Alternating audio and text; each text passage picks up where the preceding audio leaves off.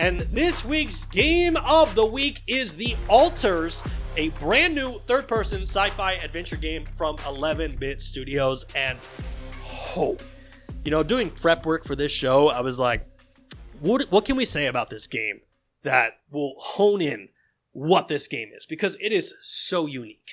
In fact, if you haven't seen it yet, let's pull this up. Let's pull the trailer up. This is incredible because in a world of Call of Duty and in a world of Souls-like video games, this game has action, so you got plenty of action if you need it. It's got RPG narrative mechanics, which who doesn't love that? It's got base building mechanics. There's puzzle solving, and the sci-fi goodness. Like, this game has everything you could possibly want, and I am thrilled to dive into this week. So first things first, let's pull up the Metacritic score right now. The Alters has an 84 on Metacritic, and when you look at some of these reviews, a lot of them are talking about like the game's storytelling and how it's embracing real-world topics of things like regret, identity, and self-worth, and you don't get that very often in games, so as someone that loves to see games grow up, I'm all for it. Now, Metacritic score obviously is filled by a bunch of scores. Let's talk about some of the key press reviews out there. The Gamer gave it a 100. Game Rant gave Alters a 100. Games Radar Plus gave it a 90. Windows Central gave it a 90. PC Gamer gave it a 90. And Eurogamer gave it an 80.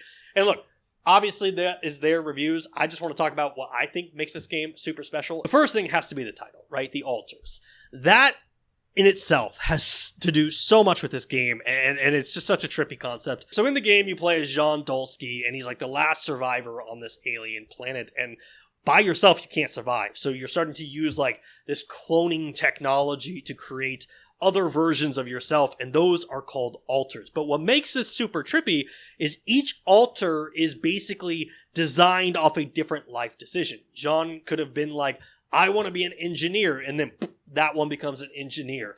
They go back in time and they tweak this version where one of them joined the military, so he's very military focused. The other one's a botanist, so it grows plants.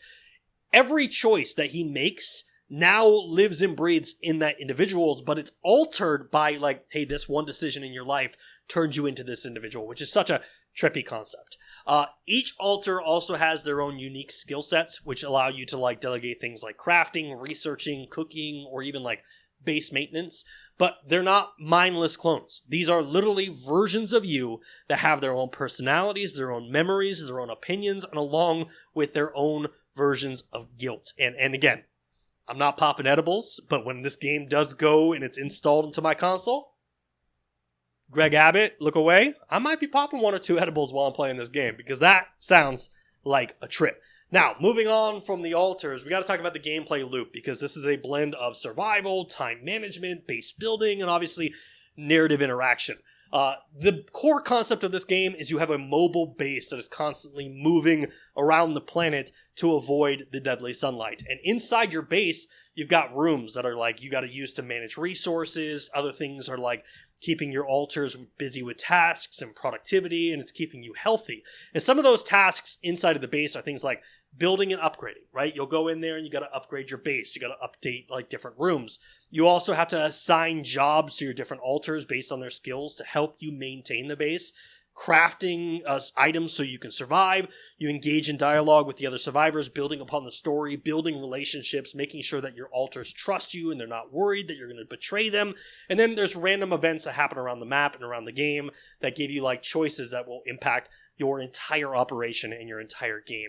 In fact, like one of the things I was reading is that if you push too hard, and yes, you might survive, but like your alters might have a mental break and they'll like not going to help you anymore and they'll just completely quit. That's a trippy concept. And it's such a like high level of interaction and like socio like interaction that I'm like, dude, I love it. I'm absolutely in for this. Now, as I mentioned, sunlight will kill you in this game. So sunlight equals death. If you do plan on playing this game, make sure you keep that in mind. if your base stays in the sun for too long, your systems begin to overheat, your resources will spoil, and characters will suffer damage inside the base. So you're constantly moving your base as you're playing, racing the planet's spin, and trying to keep it in like these twilight zones where the sun doesn't touch it. And that creates like a real-time pressure, because you got to plan your constructions, you got to plan your upgrade, while also paying attention to like where the sun is. When you take your missions out to like the outer planet areas away from your base, you got to be worried like, man, is the sun going to impact me? Should I do this at nighttime? Again, really cool concept when it comes to this game. And one of the things that makes it so easy to be interested in this game is that it's a trippy concept. I will be the first to say, like, dude, that has some heavy concepts. It might not work, but the level of entry is so low because The Altars is available on Xbox Game Pass. So if you are a Game Pass subscriber, you can access this game immediately as part of your subscription, so you don't have to worry about wasting your money on a big game. I don't think it would be wasting your money to play it, but when you're paying like $19.99 a month, this is a no-brainer of a game to pick up. And look, because of all of that, I think that this game sounds like a great way to spend your next week and a half. If you're like, what should I be playing next week? Definitely check out The Altars. And that is why The Altars is this week's Game of the Week. And it is available right now for Xbox and PlayStation and, of course, PC. Can't forget the PC gamers out there. But let me know your thoughts on this week's Game of the Week. Have you played The Altars yet? Am I completely off base on my understanding of what this game is? Is it better? Is it worse? Did you love it? Did you hate it? Do you think Game Pass ruined it?